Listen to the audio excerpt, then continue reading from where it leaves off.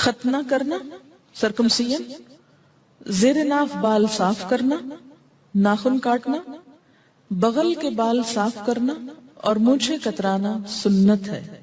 عن ابی ہریرہ رضی اللہ عنہ عن النبی صلی اللہ علیہ وسلم قال الفطرۃ خمس او خمس من الفطرۃ الختان والاستحداد وتقلیم الاظفار ونتف الابط وقص الشارب رواہ مسلم۔ حضرت ابو ہریرہ رضی اللہ عنہ سے روایت ہے کہ نبی صلی اللہ علیہ وسلم نے فرمایا فطرت میں 5 چیزیں شامل، یعنی انسان دوسرے جانوروں سے ممتاز ہوتا ہے۔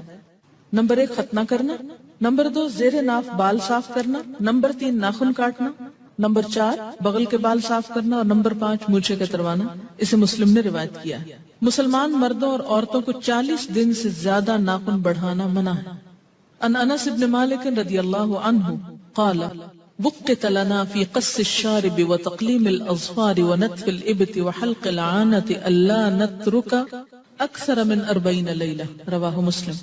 حضرت انس بن مالک رضی اللہ تعالی عنہ سے روایت ہے ہمارے لیے مونچھ کتروانے، ناخن کاٹنے، بغل کے بال صاف کرنے اور زیر ناف بال صاف کرنے کی مدت 40 دن مقرر کی گئی ہے، یعنی اس سے آگے نہ بڑھے۔ اسے مسلم نے روایت۔ اس کا یہ مطلب نہیں کہ اتنے دن انتظار کریں، اس کا مطلب یہ ہے کہ اس سے آگے نہیں جانا چاہیے۔ اور ویسے بھی صحت کے خلاف ہے ان سب چیزوں کی خلاف ورزی۔ مونچھیں بڑی ہوں تو اس میں بھی جراثیم جمع ہو سکتے ہیں اور کھانے میں انسان کے اندر بھی جا سکتے ہیں۔ ناخنوں کے اندر بہت سے جراثیم جو ہیں وہ جمع ہوتے ہیں اگر وہ بڑھے ہوئے ہوں۔ اسی طرح باقی غیر ضروری بال بھی نجاست جمع کرنے کا ذریعہ بن جاتے ہیں اور طہارت کا احساس انسان کے اندر سے ختم ہونے لگتا ہے۔ انسان کی صحت کے لیے ضروری ہے کہ ان چیزوں کے بارے میں انسان کانشیس رہے، کنسرن رہے۔ پرسنل کیئر اور ہائیجین میں آتی ہے یہ چیز۔ کل ہی کو مجھے بتا رہا تھا کہ انگلیوں کے جو بالکل اگلے سرے ہیں پورس، اس کے اندر بہت باریک بلڈ ویسلز ہوتی ہیں جو وضو کرنے سے اور کئی دفعہ آپ دن میں ہاتھ دھوتے ہیں جیسے واش روم سے نکل کر یا ویسے، تو ان کو جب پانی لگتا ہے تو یہ ٹینشن کو ریلیز کرنے کا سبب بنتا ہے۔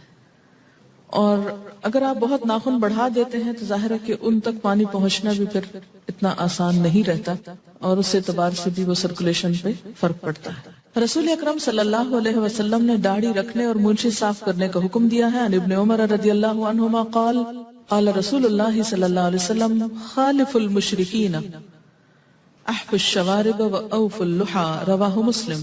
حضرت عبداللہ بن عمر رضی اللہ عنہما سے روایت ہے کہ نبی صلی اللہ علیہ وسلم نے فرمایا مشرکوں کی مخالفت کرو، داڑھی رکھو اور مونچھیں صاف کراؤ۔ اسے مسلم نے روایت کیا ہے۔ سو کر اٹھنے کے بعد 3 مرتبہ ہاتھ دھونے کے بعد کسی چیز کو ہاتھ لگانا چاہیے، یعنی اور مواقع مثلا کھانے سے پہلے ہاتھ دھونا ضروری، واش روم سے نکل کر ہاتھ دھونا ضروری، نماز میں ہاتھ دھونا ضروری، کسی بھی صاف چیز کو پکڑنے سے پہلے اگر ہاتھ پہ کوئی نجاست لگی ہے اس وقت میلے ہاتھوں کو دھونا۔ اور خاص طور پر یہاں ایک اور ادب سکھایا گیا کہ سو کر اٹھنے کے بعد بھی۔ عن ابی ہریرہ رضی اللہ عنہ ان النبی صلی اللہ علیہ وسلم قال اذا استيقظ احدكم من نومه فلا يغمس يده في الاناء حتى يغسلها 3 فانه لا يدري اين باتت يده رواہ مسلم۔ حضرت ابو ہریرہ رضی اللہ عنہ سے روایت ہے کہ نبی اکرم صلی اللہ علیہ وسلم نے فرمایا کہ آدمی سو کر اٹھے تو جب تک اپنے ہاتھ 3 مرتبہ نہ دھو لے برتن میں نہ ڈالے، کیونکہ معلوم نہیں رات اس کا ہاتھ کس کس جگہ لگتا رہا۔ اسے مسلم نے روایت کیا ہے۔